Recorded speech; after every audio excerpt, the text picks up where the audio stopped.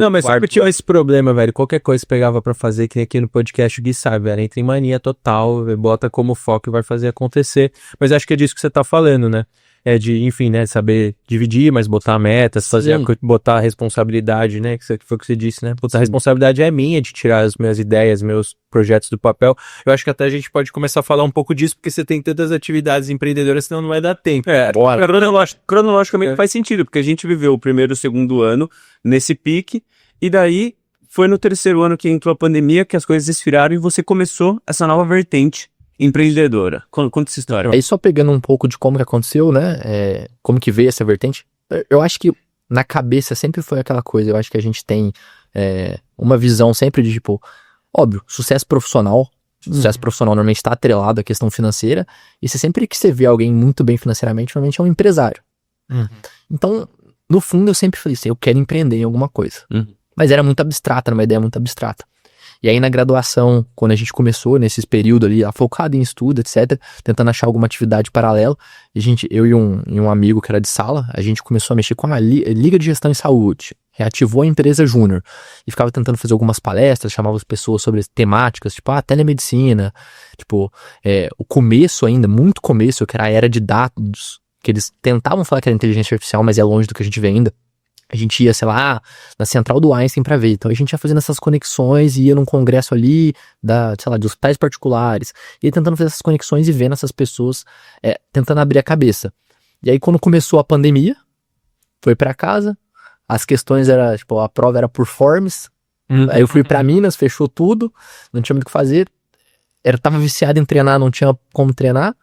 E aí acho que foi quando a gente começou nessa ideia, que a gente já tinha pensado uma parte de ir nesses congressos, as pessoas às vezes falavam, você recebe como? Eu recebo por RPA, eu recebo por PJ, e quantos médicos formados estavam com qual vínculo empregatício? Empregatício, isso. E aí a gente disputava isso e falava, mas como é que vale a pena isso? Como é que funciona? E as pessoas não sabiam realmente explicar, e o contador não falava essa linguagem.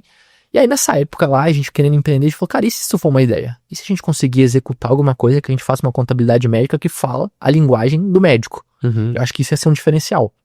Então eu acho que tudo que você vai empreender, eu penso que sempre tem duas coisas, né? Tipo, que é a dor, que realmente, tipo, aquilo realmente dói pro cara, por mais que às vezes pareça meio bobo quando fala de dor em termos de empreendedorismo, a gente tá acostumado a lidar com a dor álgica ali, mas tipo, é aquilo que incomoda o cara, que ele realmente, tipo, se pesa no bolso, se pesa na vida dele, e a simetria. O que é isso? Então que seria no sentido de, o valor às vezes ou é muito alto, um valor para um serviço muito baixo, você tem uma simetria ali, que por exemplo, o contador não falava a língua do médico, o cara acha que aquilo é caro, tem uma simetria gigante, então ali é um mercado que talvez dê pra entrar. Então ainda super inicial, entendi, pensando em coisas ainda assim, aí como eu já tinha feito engenharia, por exemplo, sei lá, enquanto eu tava estudando biofísica que as pessoas estavam apanhando, eu já manjava um pouco de exatas, eu tava lá fazendo meus cursos de mercado financeiro gratuito que eu achava no YouTube. Então acho que isso de buscar as coisas. E aí foi onde a gente entrou de cabeça, vamos pesquisar sobre legislação contábil. E vamos ficar falando com os médicos sobre contabilidade. E aí a gente decidiu, cara, vamos abrir uma contabilidade médica. E aí a gente foi atrás de um advogado, fez um contrato bom, achou as pessoas para testar o mínimo produto viável, que é o MVP, que eram as pessoas conhecidas ali. E a gente começou em 2000, acho que a gente abriu em 2020 a empresa. Pandemia, 2020 a gente abriu a empresa, começou com 5 clientes.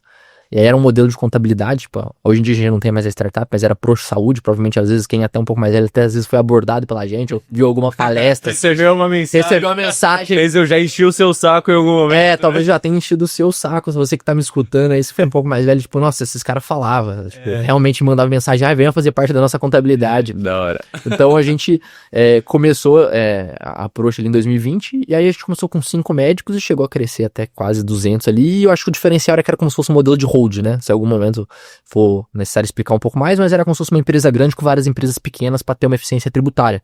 E era meio flexível. Então o cara entrava, ele só pagava pra gente no mês que ele recebia por dentro da gente, tipo pela PJ.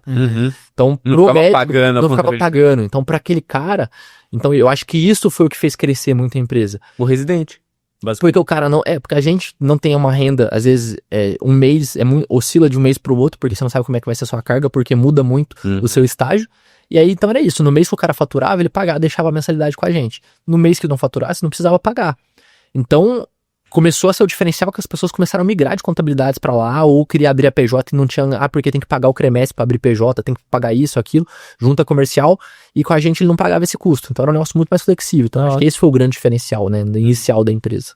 Mas aí como é que foi evoluindo, assim? Porque acho que uma dúvida aqui sempre, né, o aluno que tá aí em casa, né, acho que a gente até passou rápido por isso, mas acho que fez muito do momento que vocês viveram, que é primeiro de se encontrar uma dor, né, porque às vezes aí você falou, pô, queria muito empreender, mas fica difícil de você, né, pô, mas com o que eu vou fazer, tal, com vocês, pelo que eu entendi, foi realmente, pô, tendo nesses eventos, e aí vocês perceberam que isso era uma coisa que os médicos não sabiam, foram pesquisar e encontraram uma possibilidade de adentrar no mercado, né? Mas beleza, depois você foi, testou MVP, como que as coisas vão evoluindo para um dia você vender uma empresa, como que você conciliava isso? Porque na época da pandemia até entendo que, beleza, eu tava tocando uma empresa, mas tava tudo parado, as provas da faculdade eram mais tranquilas e tal, depois, putz, teve que voltar para São Paulo, como é que você foi equilibrando isso?